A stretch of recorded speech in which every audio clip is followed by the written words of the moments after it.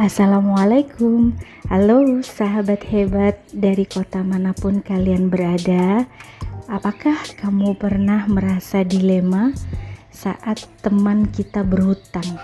Membantu teman memang sebuah niat yang mulia, tapi bagaimana cara menjaga keseimbangan agar tidak merusak hubungan kita sama dia?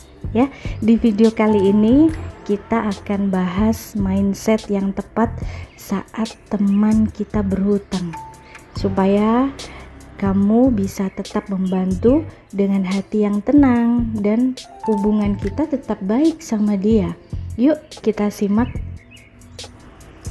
mindset kita ketika teman kita berhutang, ya. Ketika seorang sahabat kita berhutang, ada beberapa mindset yang perlu kita miliki agar tetap berpikir jernih dan tidak merusak hubungan kita sama dia, ya.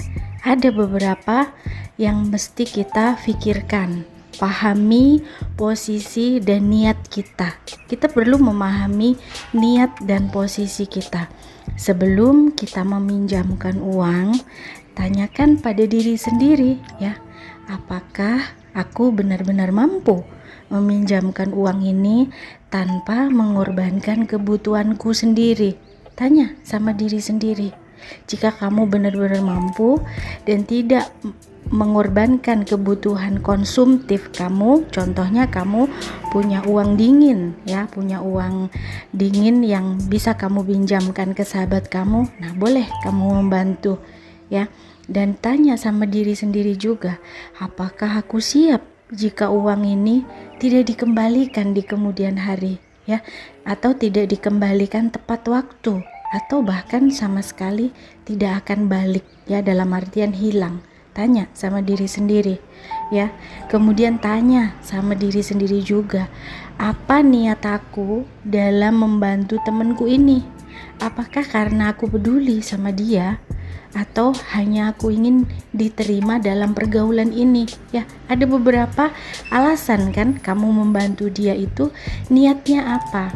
Tanyain sama diri sendiri, ya, karena yang tahu kamu adalah kamu sendiri, diri kamu sendiri, ya. Sebagai contoh nih, sebagai contoh kecil, kamu memiliki seorang sahabat, ya. Dia dengan alasan mendesak atau dengan dalih memiliki kesulitan-kesulitan tertentu, ya, dia minta bantuan kepada kamu. Dia mengalami kesulitan keuangan, ya, padahal dia punya riwayat pernah meminjam ke kamu dan membayarnya itu selalu terlambat. Membayar utangnya itu selalu tidak tepat waktu, ya. Kadang tidak sesuai nominal bahkan, ya. Sebelum kamu meminjamkan kepada dia kembali, kamu pikir baik-baik, ya. Aku bisa bantu dia, tapi aku harus siap kalau ini bakal lama banget dikembaliinnya, atau mungkin bahkan dia tidak akan ngembaliin sama sekali, atau kalau dikembalikan pun bakal tidak sesuai dengan nominal yang dia pinjam, ya. Contoh seperti itu. Maka daripada kamu memutus hubungan dengan dia, kamu kasih dia bantuan, ya.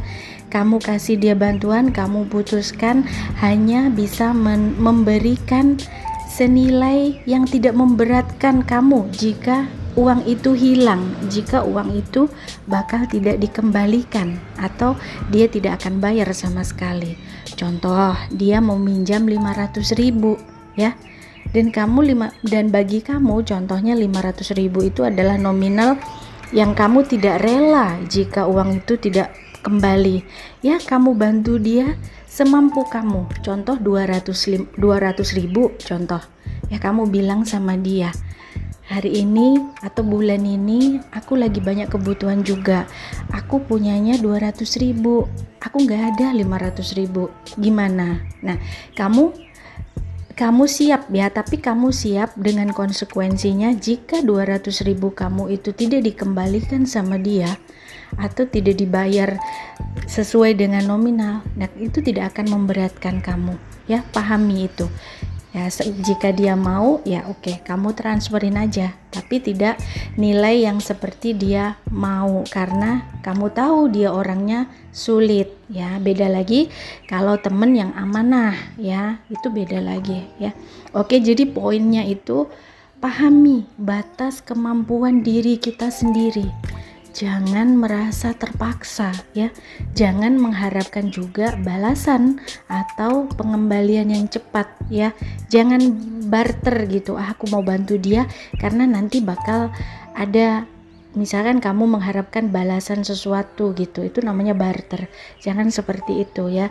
Jadi pahami batas kemampuan diri sendiri. Jika kamu mampu, bantu orang lain. Jika tidak, ya tidak apa-apa untuk bilang maaf, belum ada atau tidak ada, aku sendiri punya kebutuhan. Jangan segan atau sungkan untuk bilang tidak juga sama orang lain ya. Jangan mengandalkan emosi ya. Masalah utang piutang ini jangan mengandalkan emosi.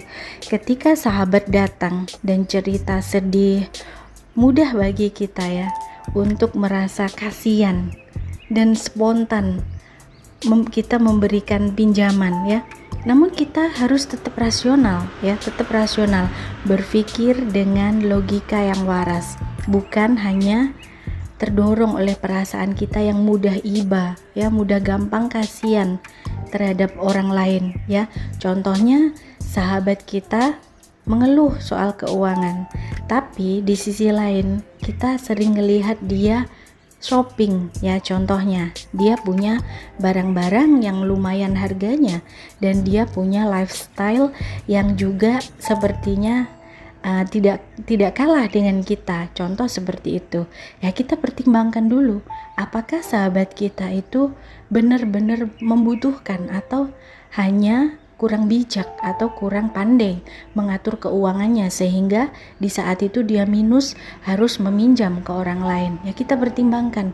Kalau ngelihat gaya hidup dia, style dia aja, dia seperti tidak kekurangan tapi kok tiba-tiba pinjam uang. Nah kita pertimbangkan, mungkin dia kurang bijak, kurang pandai dalam mengelola atau mengatur keuangannya ya. Yang pentingnya pisahkan dulu empati iba kita dari logika finansial ya.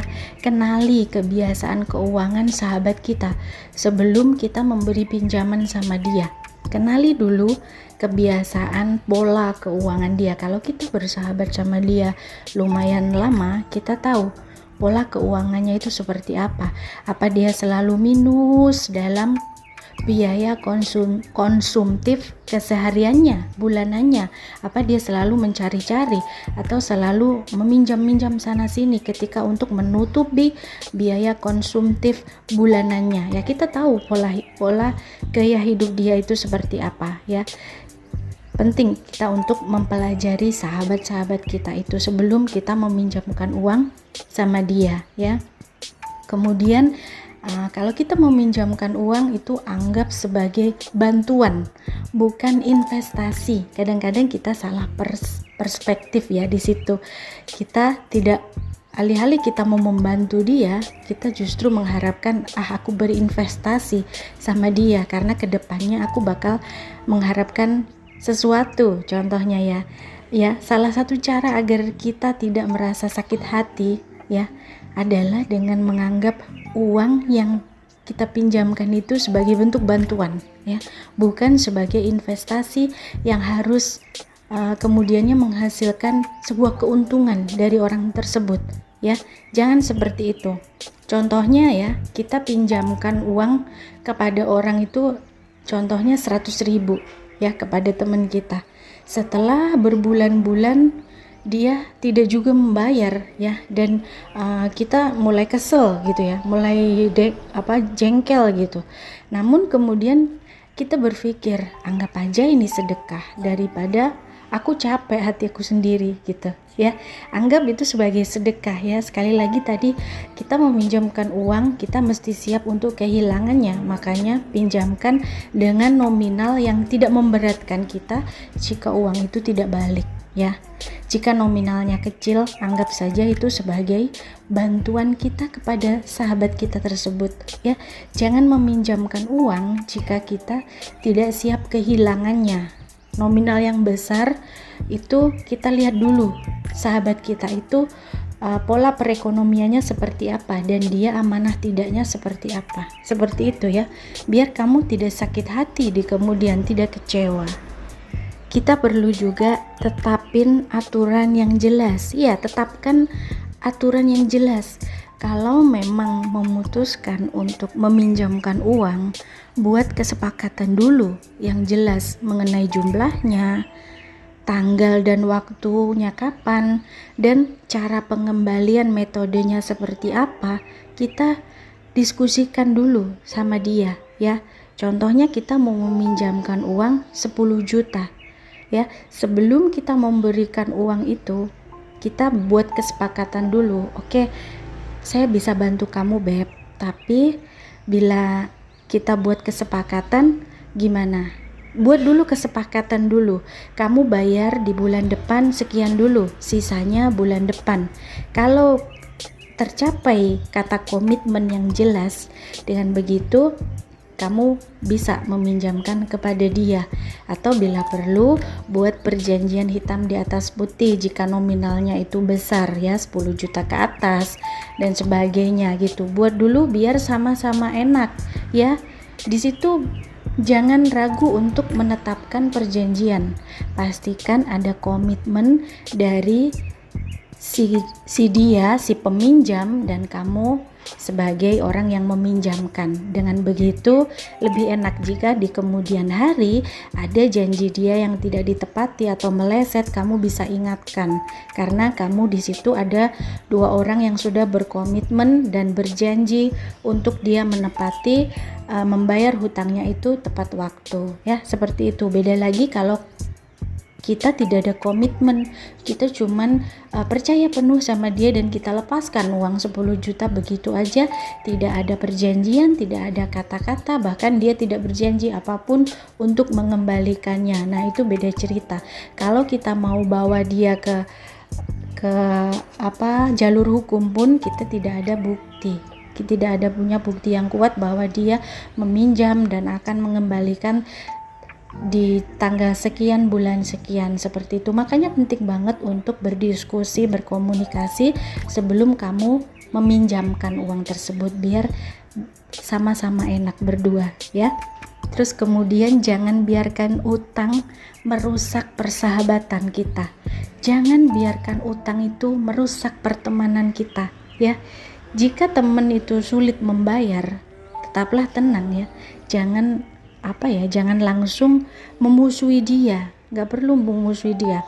Komunikasikan dulu dengan baik dan tanyain kapan dia mampu membayar, ya, tanpa menekan secara berlebihan, ya.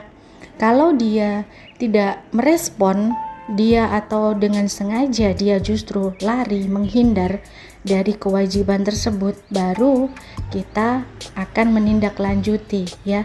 Awalnya kita diskusi ini aja dulu, kapan kamu mau membayar. Kalau mungkin bisa dicicil dulu kalau belum bisa membayarnya secara tunai keseluruhan, ya. Yang penting gunakan komunikasi yang baik saat menagih. Jangan langsung memutus pertemanan hanya karena uang, ya. Jika dia lari dari tanggung jawabnya, kemudian kamu sudah punya komitmen, punya perjanjian hitam di atas putih, baru itu bisa dibawa ke jalur hukum dan kamu berhak mendapatkan pendampingan hukum. Seperti itu, ya. Jadi kesimpulannya, ya teman-teman, meminjamkan uang ke sahabat kita, ke teman kita itu memang dapat menjadi dilema banget. Namun jika mindset itu tepat, dengan mindset yang tepat, kita tidak terlalu mengandalkan emosi, ya, menetapkan aturan yang jelas, serta kita siap kehilangan uang tersebut jika perlu, maka kita bisa tetap menjaga hubungan tanpa merasa dirugikan. Iya, jika ragu, selalu ingat ya, prinsip utamanya, jangan pinjamkan uang yang tidak siap untuk hilang ya. Kita tidak perlu meminjamkan uang yang kita tidak siap kehilangannya, karena kita meminjamkan uang itu cuman ada dua kemungkinan, uang itu akan balik dan uang itu tidak akan balik, dua kemungkinan. Jadi mindset itu kita perlu matang ya, kita perlu punya mindset yang positif untuk menghadapi teman, sahabat yang berhutang sama kita ya. Jadi kita perlu memahami posisi dan niat kita ya, apakah kita benar-benar mampu meminjamkan uang ini tanpa mengorbankan kebutuhan kita sendiri ya, dan apakah kita sudah siap jika uang itu tidak dikembalikan ya, atau dikembalikannya lama, atau bahkan tidak akan kembali sama sekali, dalam artian hilang ya. Semoga bermanfaat dan semoga kalian punya mindset matang sebelum meminjamkan uang ke sahabat kita, supaya persahabatan kita tidak hancur, supaya tetap persahabatan terjalin langgeng ya. Terima kasih sudah nonton video ini sampai selesai. Jadi penting untuk punya mindset yang positif dan bijak ya, saat teman atau sahabat kita berhutang sama kita. Ingat, uang itu bukan segalanya, tapi hubungan yang kita jaga jauh lebih bernilai, jauh lebih penting. Semoga tips tadi bisa bermanfaat ya buat kalian, buat kita semua. Jangan stop untuk terus belajar ya. Jangan lupa subscribe jika kamu suka video ini. Sekian dulu cerita positif hari ini. Sampai jumpa lagi kapan-kapan. Wassalam.